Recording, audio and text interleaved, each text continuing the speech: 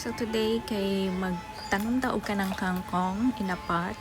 So as you can see, natay mga kanang dried or mga old na mga kangkong. So sa ato pa ipanglabay na jud ni siya ng mga kangkong. Magmodel-model sa tani sa kangkong. Mo to di ba? Lahi-lahi og kanang anggulo pa gwapa tan-awon.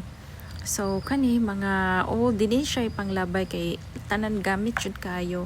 Pwede na siya ma-fertilizer, pwede ra po nato siya itanom para mamunga or maka-produce og lain na pud na kanang mga gulay.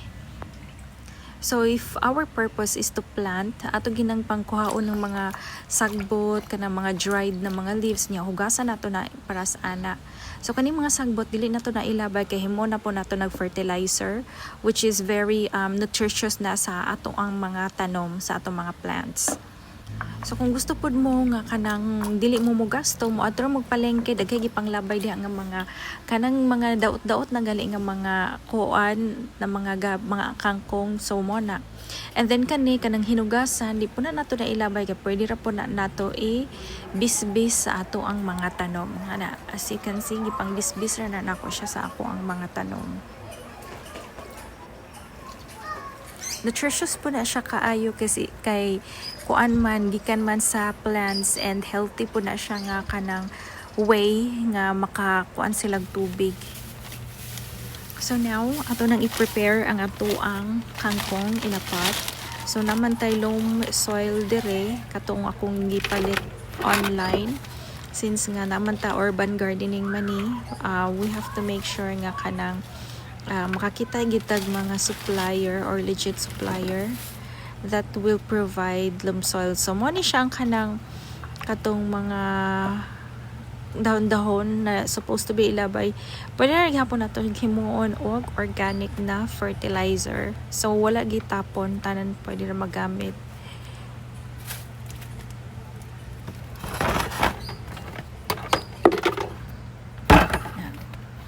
Napud tay cow manure. So since wala man kaayoy cow diri kay issue man ni makapalit ra pud tag cow manure online.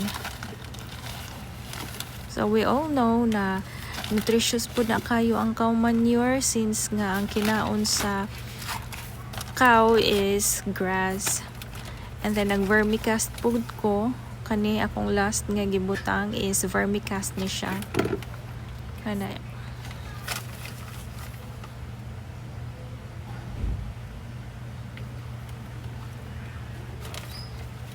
So careful lang tano kay kanang ang abog busod sa atong ilong.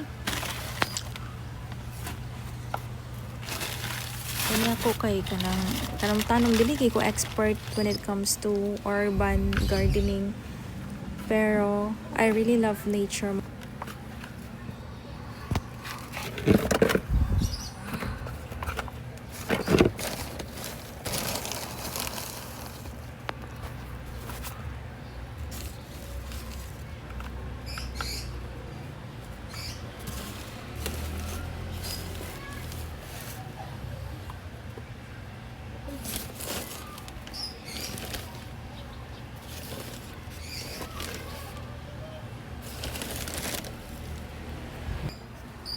Since napuno naman ang or nabutangan naman nato og kanang soil ang ato ang pot, so anam mo na nato butang ning mga kangkong, and ana na siya nga pagkabutang. So pwede ra gihapon dugangan nato ang kanang soil kay murag gamay ra man na akong pagkabutang, pero ang final gid ana is gidugangan ako na siya og soil pa. And then after that manghugas tag kamot kay gikan biya tayo nang hikap-hikap og mga soil. More to, bye.